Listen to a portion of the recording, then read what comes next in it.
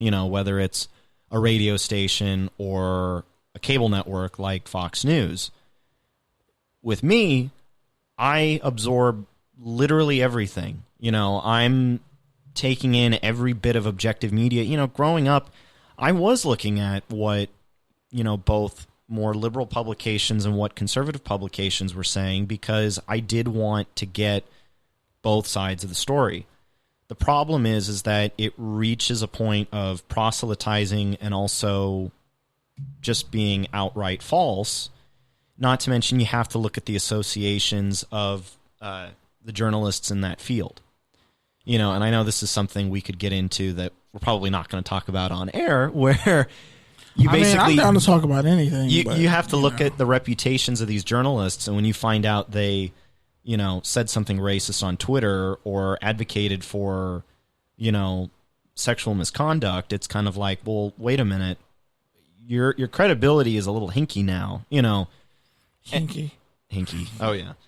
And in terms of, like a left-wing reporter, the issue there is that, well, anybody can make fun of, the president, whether it's George Bush or Donald Trump. And it starts to get monotonous and boring after a while, to where you're like, this isn't really funny anymore. Or you're not making any compelling arguments, because anybody can make this argument.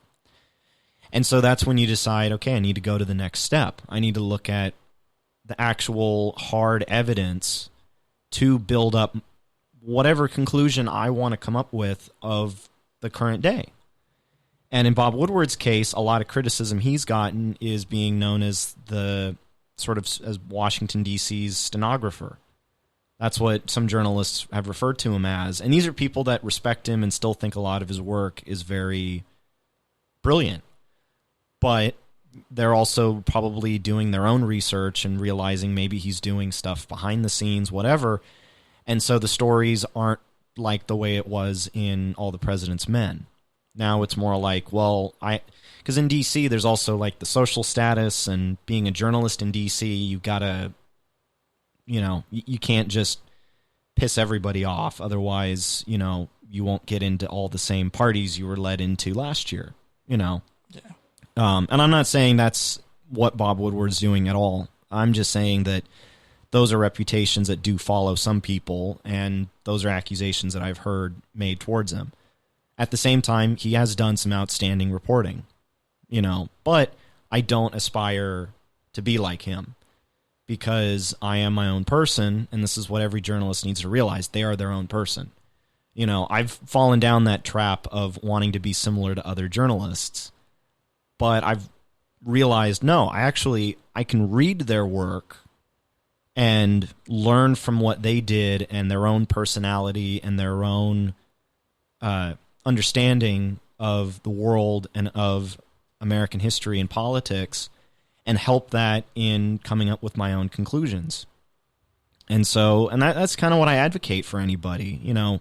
Pick the right people, read from them, and build yourself up from there. Good advice. So I know I sounded a little angry just then, but I hinted some aggression. I was like, are we going to talk about what I think we're going to talk about? Oh, no. In a hypothetical sense? Because that would take about 4 or 5 episodes. I'm not going to go full bore into the dark sides of... All right, just pull a Mace Windu and just tap into it.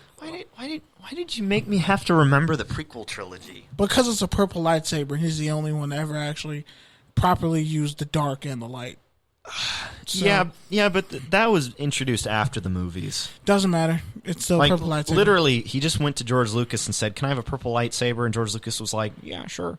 Doesn't matter. He got a purple lightsaber. Doesn't matter. Fun fact. The facts are great, but the story is even funnier. Can you guess who in the original expanded universe got a purple lightsaber? Don't say Jar Jar Binks. Her name starts with a J. I think I know who it is. She's not in the new canon whatsoever. I'm definitely. Although her twin brother kind of is. See, this is fun. Yeah, we'll put a pin in that. But what was the answer? Because I'm not. Jaina Solo. Yeah, I would have never got that.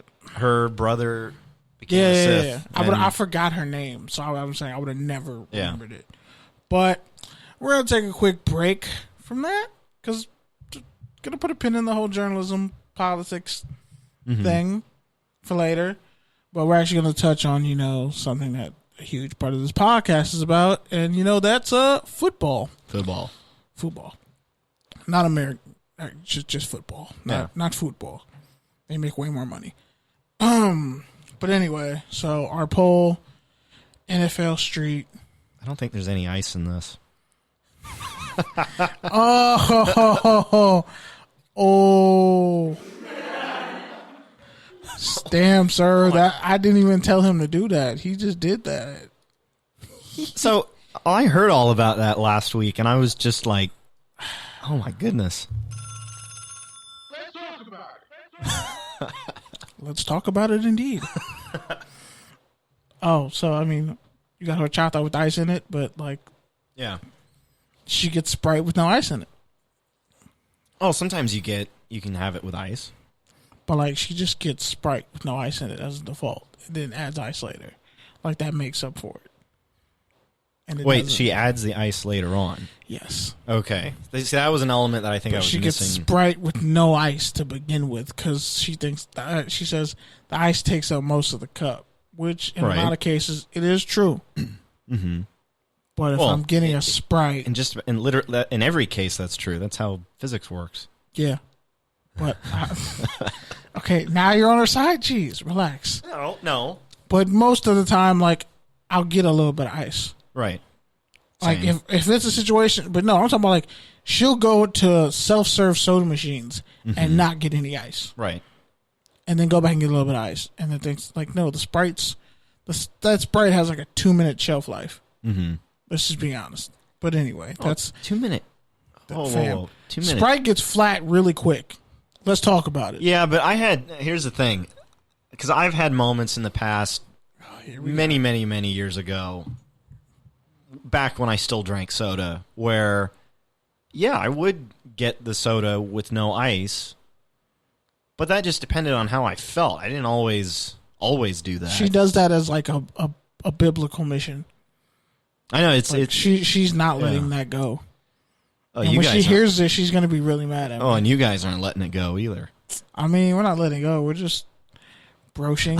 I also just remember laughing really hard when you guys were like, who would put ice in beer?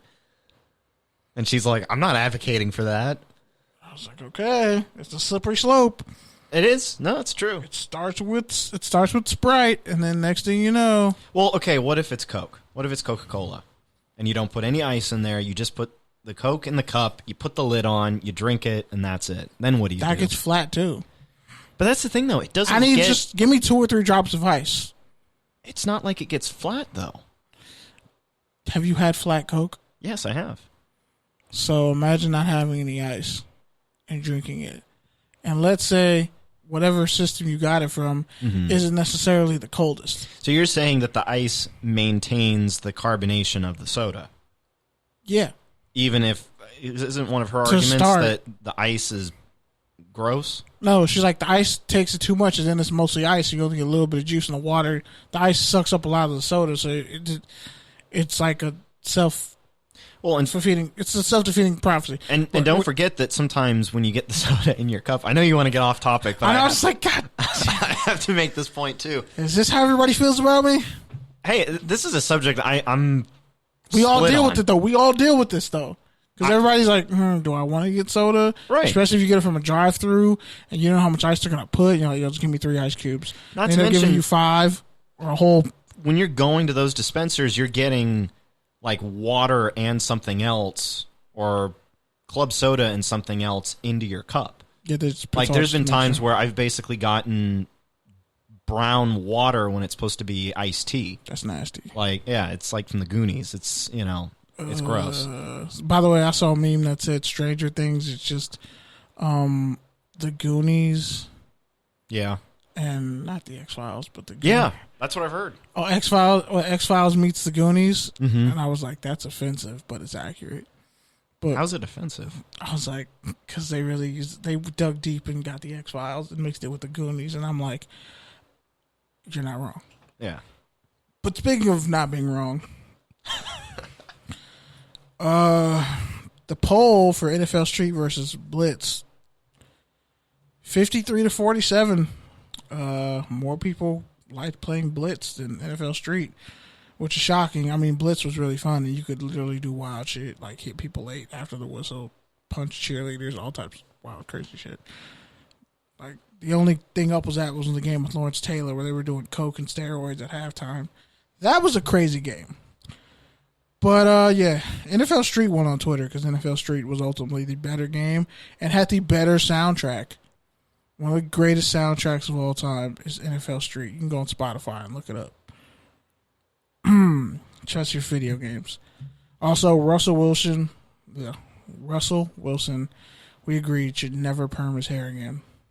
Just don't do it, man.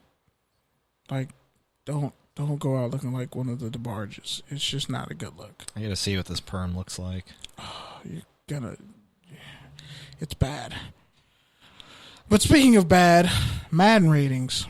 So, a lot of people were pissed off about their Madden ratings, as they should be. Derwin James was a first team, was a rookie All-Pro, and somehow in his second year isn't an 90 overall and doesn't have 7. His tackle rating is like a 77. That makes no sense. Like, he played everywhere. That literally makes no physical sense. Cats like Ndamukong Suh are considered defensive ends because the Bucks, they switched to a 3-4, but Ndamukong Suh is a defensive end, and he's like an 81 or 83, which really makes no sense because he has like every pass rush arsenal available and has never really been allowed to just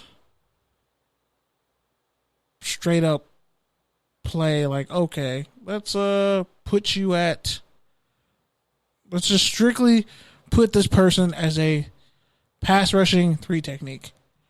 That has never been the case with Sue. He's always played specialized roles, had to take on triple teams, double teams, all that, this, that, and third, and whatever. So the fact that he was kind of rated low was really gross to me because he's still, I think, an elite defensive tackle. One of the better defensive tackles. You can't outblock that man one-on-one. But hey, it is what it is. Hopefully it works out. Yeah, this is a perm.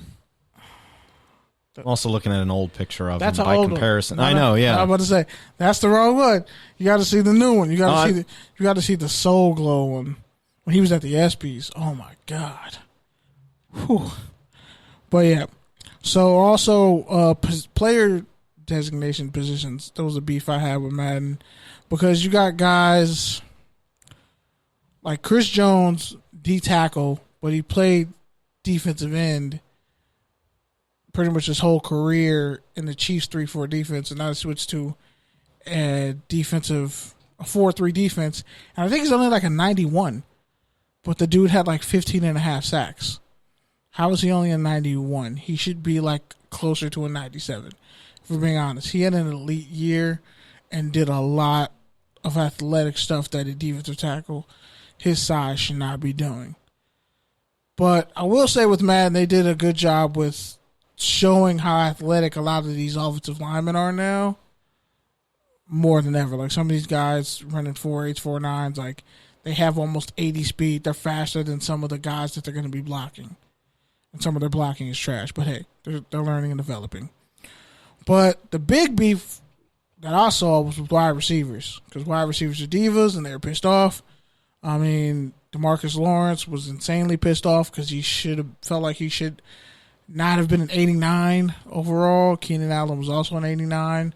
But here's where I agree with both of them. Because DeMarcus Lawrence is a premier pass rusher and should at least be like a 93. And the fact they had him at 89, I think they had J.J. Watt close to a 97. Like, J.J. Watt's like the John Cena of football. It's really annoying. It's like, he's great, he's good, but he has other guys around him. And most importantly, he's not getting 20 sacks a year like he used to. Like, he'll maybe get you 12, 13. He's still good, but he's not that much better than a DeMarcus Lawrence, who's coming into his prime and is still doing great things, he definitely should